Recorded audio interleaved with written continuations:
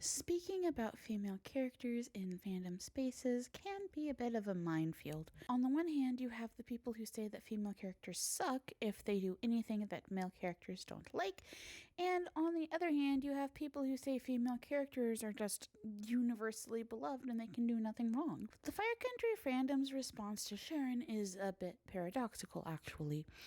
Most of the time, Sharon is considered sweet and beloved. However, every now and then someone comes on the Fire Country subreddit and says something to the effect of, "I hate Sharon, she nags everyone. She ruined insert male character's entire day," which I promptly smack down. I use the upvotes from this to offset me telling teenagers who are watching Dance Moms for the first time that no, Abby Lee Miller does not have more power than executive producer Jeff Collins. As you guys know, I write these essays a couple of weeks before they go, and right now, the most recent episode was Happy First Day Manny. What should have been an amazing episode of Sharon and Manny being a functional unit was actually a complete shit show, which sadly I had kind of predicted might happen if he became battalion chief. She tries to be division chief, and he gets mad at her for doing her job. At the end, she apologizes because apparently women are responsible for the feelings of men. At the end of Luke's Part 1 essay, I teased this dynamic is what I would be talking about in this essay, but I had to take a pause. You see, when I started this essay series, I made a decision that, with the exception of Bodhi, I was going to save talk about abusive people for their discussion in their essay, not in the essay of the victim, and I'm not going to break my rule here. There are other things to talk about in regards to Sharon, not just Manny's bad behavior towards her. So that part of her character will be going in Manny's video. Unfortunately, though, I cannot just cut out all these men in Sharon's life from this essay. When I was doing my Sunday evening brainstorming session that I always do before I write an essay, I realized that really the core to Sharon isn't just how her naivete allows Manny to use her, it's how all these men around Sharon kind of need her to clean up their messes. Also, just so we're clear, any of Sharon's cleaning up after Luke is going to go in their joint essay because it's all a part of their dynamic. This essay is more about showing how Sharon fixes the problems caused by male characters, both because Sharon does this over and over again, and because seemingly it's the thing that keeps Sharon from getting so much hate despite her being a strong female character. Rather than walk you through every single episode to show you how Sharon has to clean up the actions of men in her life, I want to look at 4 very specific examples. In particular, I would like to look at how she manages to keep Bodhi at 3 Rock in Fresh Prince of Edgewater, how she covers up the watch incident in Happy to Help, how she intends to coach Vince and Manny through the illegal parts of trying to rescue Bodhi and Gabs in No Good Deed, and then finally wrap around to My Kinda Leader, and how she is already covering for Jake even without definitive evidence that he is guilty of serial arson. I think that all of these incidents are ones that illustrate her pattern of silently fixing the messes of men. Also, this essay ended up being closer in length to Luke Part 1 than Vince Part 1, but don't think that means that Sharon is only as important as a character who has 6 episodes in all of Season 1. Instead, think of Sharon as a character who has so much going on that I have to split it across like 6 essays because if I didn't, we would be here for 3 hours. Moving into the analysis piece of this essay, though, I think what makes the most sense is for me to start by showing you the situation as it looks to everyone who doesn't know what Sharon is doing, and then I'll show you how Sharon is working behind the scenes to make the outcome possible. Like so many of our dynamics in Fire Country, Sharon's fixing behavior starts right at the beginning of Fresh Prince of Edgewater. But it really does feel like if Vince had never discovered Bodhi came to Edgewater, there would just be no show. Indeed, that's the main reason why I usually call Vince the protagonist. And, like all first outings of a dynamic, the one in Fresh Prince is really easy to explain. In the pilot, Bodhi punched Jake after going rogue to save his and Eve's life. Manny has to decide what to do about that. Will he keep Bodhi in Edgewater or will he ship him out? And if Bodhi does get shipped out, is he going back to Lompoc or off to another fire camp? It's not necessarily entirely clear if Vince would be okay with Bodhi going to a fire camp, he just wants him gone. During that episode's rescue, Manny sees Vince attack Bodhi verbally for doing nothing wrong. When Manny confronts Vince about it, Vince makes it clear that he treats Bodhi the way he does because he's had his heart broken too many times. And at the end of the episode, Manny tells Bodhi that what he's really running away from isn't his dad, it's his dad's insistence that he isn't good enough. For that reason, Manny is going to make Bodhi stay in Edgewater. Or is it? Going back to the top of the episode, we see Sharon and Vince arguing about what should happen to Bodhi. Vince says Bodhi should go back to prison because he went AWOL.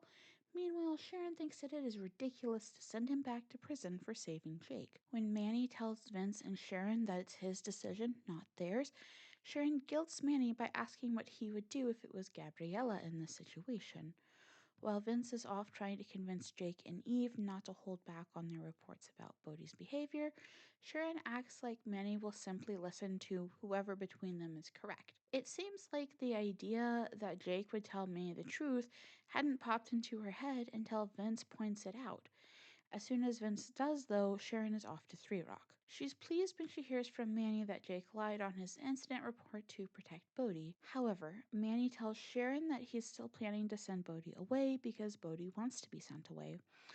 Sharon tries to reason with Manny, and when that fails, she reveals that she has chronic kidney disease, so she needs her son to be here while she dies. Thankfully, this worked, even if it did come at the cost of her revealing personal medical information that she hadn't even told Luke yet. Really quick, I would like to point out that this is basically the only time that Manny has a Sharon approved choice and an alternative choice, and he goes with the Sharon approved choice.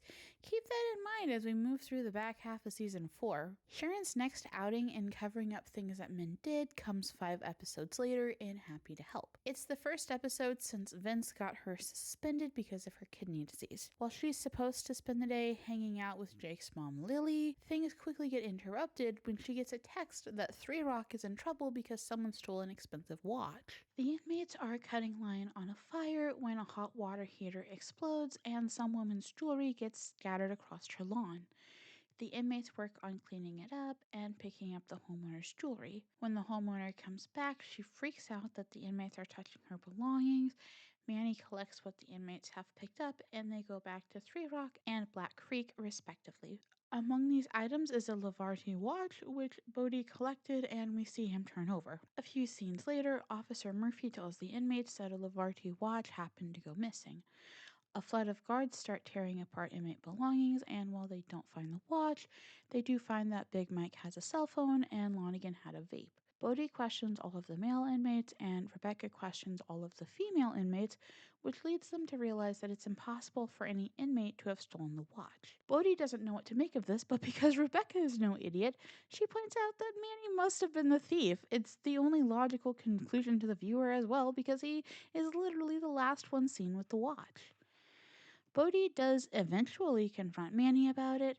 However, because this universe apparently has a bias in favor of Manny, the watch is mysteriously found right at the moment where Bodhi is about to threaten to tell the CEO that Manny stole the watch. And if you have any doubts that Manny did steal the watch, we literally see him at the blackjack table placing a $10,000 bet at the end of the episode, which surprisingly works out in his favor. Don't worry though, he loses all that money at the beginning of the next episode. But this is Sharon's essay, so you know that she intervenes here. The second she hears that Three Rock has been accused of stealing a watch, she jumps into action, planning to drive herself while high on weed over to the site of the theft. Thankfully, Lily is like ultra rich and has a driver who, interestingly enough, is never seen. This makes me think that Lily is secretly a Men in Black agent and her driver just backs himself back into the steering wheel when she doesn't need him. But I digress. When Sharon gets to the house, she starts calling Kate a liar. Regardless of whether the watch was stolen from her, she had a hot water heater explode in her house and is now picking up jewelry on the ground by herself because the only people who were there to help her were inmate firefighters. I generally think of Sharon as an empathetic person. Apparently, that doesn't happen when she's high. Lily has to be like, "Ma'am, please stop. She does not want your money. She wants someone to be empathetic toward her." And so Sharon does the best of both worlds. She helps the woman clean up the scattered jewelry, and she also pays the woman off to withdraw the theft complaint, which keeps the inmates at Three Rock. Also, for some reason, people on Reddit think that Sharon being nice to Kate made the theft complaint just go away. I'm sorry, but Sharon absolutely did pay that woman off. The idea that Kate just decides to forgive a bunch of inmates for stealing a $10,000 watch because Sharon told her a sob story about criminals being sent back to prison is absurd. While this is the first time, seemingly, that Sharon covers for Manny, it certainly isn't the last. In fact, the next time Sharon covers for anybody is only 2 episodes later, and she is covering for Manny. No Good Deed is the episode that comes after Bad Guy. At the end of Bad Guy, Bodhi falls off a bridge after he jumped in a car to save a kid. 2.5 seconds after he stopped his dad from jumping in a car to falling off a bridge to save a kid. We see Gabriella jump after Bodhi, and the two of them end up having to walk to safety because they're afraid search teams won't find them until after they've died of hypothermia. They make it to the road, but only because they see smoke, and as Gabriella says, where there's smoke, there's Cal Fire. Along the way, Bodhi and Gabriella meet Meg, the woman who caused the car accident they were dealing with in Bad Guy. Unfortunately, Meg dies from her injuries sustained in the car crash because Bodhi and Gabs are not able to rescue her in time. Double unfortunate for Manny since he started a fire to give Gabs and Bodhi a beacon to walk towards, which is illegal. We hear all of this true stories told a week later when Erica Snow comes in to investigate Station 42. It seems that Sharon believes that if Erica discovered that Manny lit a fire, Manny will go to prison and they might all get in trouble. As a result, she is coaching Manny and Vince through the lies in the hopes that they will satisfy Erica and make the investigation go away. What Sharon doesn't see is that Erica doesn't actually care about Manny's arson. On the contrary, she herself literally tells Freddie to lie about the origins of the fire. No, what Erica cares about is pinning Meg's death on someone, and despite the fact that Bodhi was an inmate who fell off a bridge and suffering from hypothermia, she decides it should be him because he's not that important. In this instance, though, Sharon doesn't actually get the final save. Like I talked about in Vince's Part 1 essay, the final save here actually goes to Vince because he convinces Meg's parents to end the lawsuit. That is what keeps Bodhi from going back to prison. Also, because this is the kind of thing that bothers me, Bodhi didn't actually treat Meg, it was Gabriella. In My Kind of Leader, while Vince and Manny take their respective crews out to fight a fire in Drake County, Sharon is again confronted by Erica Snow. Erica has evidence that 3 recent fires fought by Station 42 were actually arson. She thinks the arsonist works at Station 42. The 3 fires are the Neil Wallace Home and Development Fire, which takes place in You Know Your Dragon Best, the Drake County Fire, which takes place in My Kind of Leader, and the Hill Fire. Side note, I have no clue what the Hill Fire is. Maybe it's the fire that they fight between False Promises and My Kind of Leader.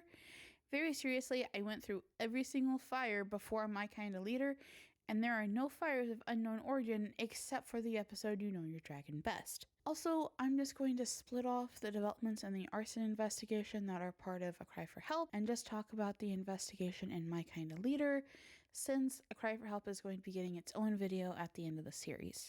Erica has a couple of descript and nondescript reasons for suspecting that someone at 42 must be the arsonist. For one, the station was the first one on scene at every fire. For two, the fires were started with Cal Fire drip torches, and the arsonist left one behind. Rookie move, if you ask me, but I've only been watching true crime shows since I was 7. The Drip Torches serial number matched one of the ones that Station 42 got assigned a few months ago, which means the arsonist could only be from Station 42. What Erica wants from Sharon is access to personnel files. This is a true plot logic moment because I don't understand why Erica needed Sharon's permission to look over Cal Fire records. Sharon negotiates a compromise. She'll hand over alibis for every member of her station. If she does, Erica will stop the investigation. Unfortunately for Sharon, though, Jake was indeed in Drake County on the day the fire started. Rather than letting Erica know this, Sharon turns over a list of personnel whereabouts and conveniently leaves Jake off the list. Since Sharon failed to produce an alibi for Jake, that means, according to their deal, Erica gets to interrogate everyone at Station 42. We find out at the end of the episode why Sharon is covering for Jake. When he was a child, he started an arson, but Vince and Sharon covered it up. Sharon needs to confide her fears to someone, and that someone can't be Vince. Because, well, he's Vince. Or Luke, because they're not getting along, so it has to be Manny. This habit of Sharon confiding in Manny because she can't confide in either one of the Leone brothers is a theme that I'm going to talk about in Sharon and Luke's joint essay. So, what we see from Sharon across these 4 episodes is a very clear pattern.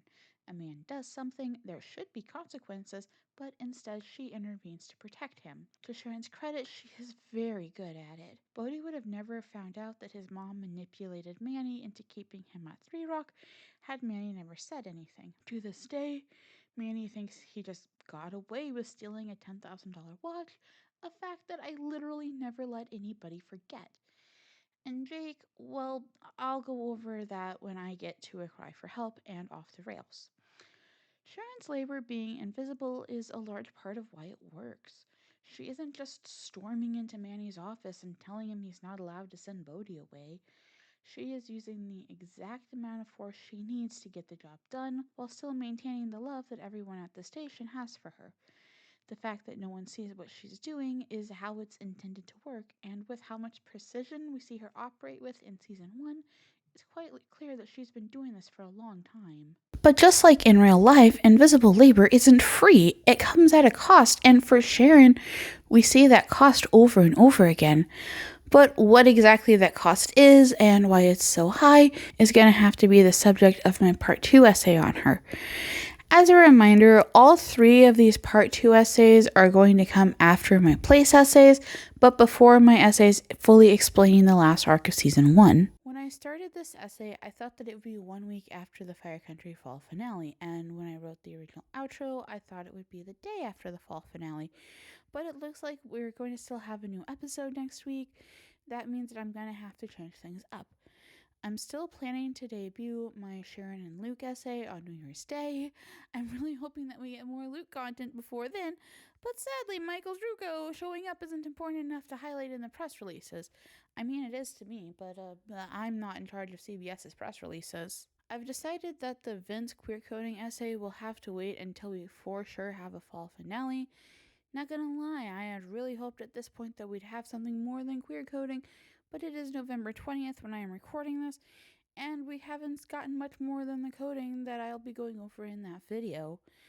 I'm still hoping we get something else, but that means that I'm not going to be able to write that essay until after the fall finale airs. What am I going to be using for my Christmas essay, you ask? And the answer is you're going to have to wait and see. It's something that I generally have been thinking about for like a month and a half, and I thought I was going to have to save it for summer, but with Fire Country not wrapping its fall finale up until at least next week, you'll be seeing my passion project a little early.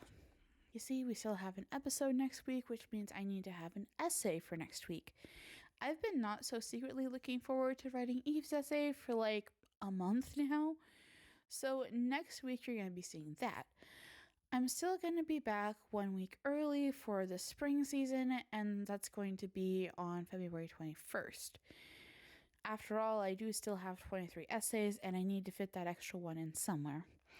However, coming back a week early means releasing a video 2 days after my birthday, and while yes, technically I said that Jake's essay would come after Eve, I just can't release an essay on my second least favorite character in the Fire Country universe 2 days after my birthday, so instead I'm going to be doing Gabriella, and then Jake, and then Manny. What am I planning to do with the Barren Wasteland that's going to be between January 2nd and February 20th? I don't know. Like I said, the Vince queer coding essay is going to go in there. I think I might make some extra character essays. ChatGPT told me that I should make an essay on Sheriff Country. We'll see. But whatever it is, I'll try to have an update for you at the end of the Sharon and Luke video. So that way you guys know what my hiatus plans are.